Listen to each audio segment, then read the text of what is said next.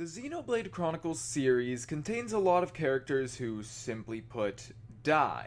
Whether by natural causes, wars, assassinations, or any other means, a surprising number of characters in these games don't live to see the credits, and while some leave a far greater impression than others, I feel as though not a single death was unnecessary or negatively impacted the game's stories. When someone died, they died with purpose. Granted, the purpose was oftentimes not related to their own intentions, rather someone else's, but the fact still remains that their death was meaningful to someone.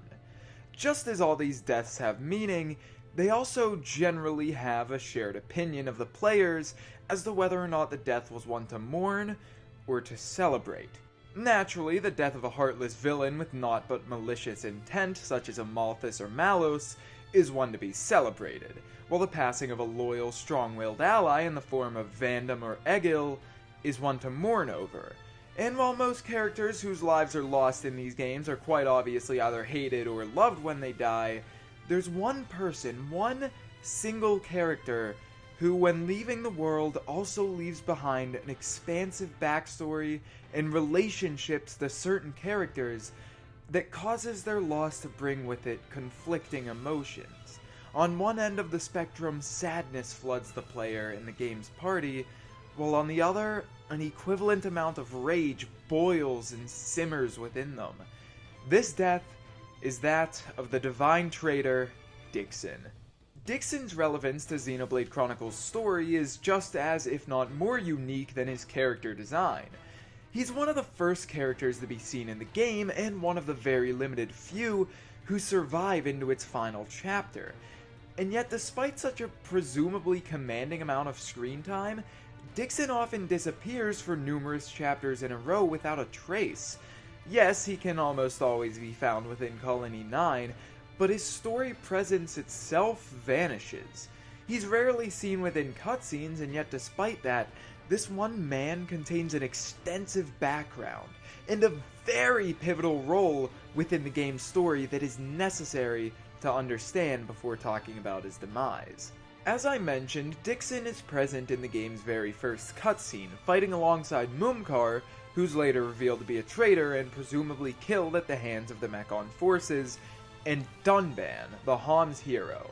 A year after that battle, Dixon resides within Colony 9, serving as a mentor and war buddy to Dunban, and a foster father of sorts to Shulk, the game's primary protagonist. His parents killed in Ose Tower many years prior, Shulk was found and adopted by Dixon, who raised and helped him in his means of researching the Monado. Following the attack on Colony 9 and the death of Shulk's childhood friend and presumed love interest Fiora, Shulk, along with his lifelong best friend Rhine, head off to destroy the Mechon who seized their home, with Dunban and Dixon staying behind, not to be seen until their return at the end of Chapter 5, where they jump in to assist with the fight against Metalface outside of the newly devastated Ether Mine. Dixon then proceeds to lead Shulk and the crew through Satorl Marsh, and inform them on how to get to Prison Island, which he somehow knows about despite its peculiar location atop the Bionis' head, before once again leaving the party for Colony 9, whilst uttering the eye-turning line of dialogue, "Can't say I feel so good about deceiving these kids." This time, Dixon is absent for far more than 3 chapters, not reappearing until halfway through the game, when the party first steps foot on the Mechonis sword, where he aids with supplies. He also briefly shows up on the Fallen Arm of all places, and utters more suspicious dialogue before retreating to fight for Sword Valley with the Bionis allied force. Towards the game's conclusion, in one final talk between the party before heading off to take Egil down, Alvis and Dixon both appear very suspicious with their dialogue, and less than an hour of gameplay later, as Shulk attempts to make peace with Egil, the big reveal occurs.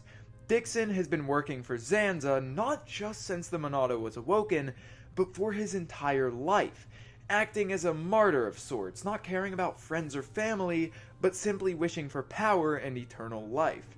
He raised Shulk purely for the benefit of Zanza, and all of his strange, seemingly out-of-place lines of dialogue were all because of this secret identity. This also immediately explains how Dixon knew his way around Bionis so well. He proceeds to taunt the party for quite a while, up until the moment he's actually fought and subdued on the top of Prison Island, where Arglys and henceforth Zanza were first encountered prior. That's a relatively brief summary of Dixon's relevance in the story, but now I'd like to dig deeper and explain why the death of a character so tyrannical and so selfish didn't feel as satisfying as it should have. Every death in the Xenoblade series is mostly distinct, both in how they play out and how they make the player feel. When Jin was finally relieved of the burden that was living his own life, it was sad, certainly, but also inspiring, knowing that he had died in order to allow Rex and the others to proceed, and that he no longer had to carry such heavy memories upon his shoulders. Yet contrarily, when Mumkar fell to his demise, it was a moment to celebrate. No traits proved him to be a redeemable or defendable character. His death was a satisfying one because he was simply a cruel, power-hungry monster. But so was Dixon. So how are these two different? It comes down to bonds between characters, of which Dixon has many, and the way the death itself actually pans out. Part of the reason Callian and Saurian's deaths struck with such impact was because of their relationship with Melia. This is a general rule when it comes to deaths. The champions from Breath of the Wild, Bobby from Origami King, all of these characters' deaths hit harder because they formed relationships with others. While Dixon truly didn't care about the bonds he formed, the people he formed them with certainly did, Shulk being the biggest one.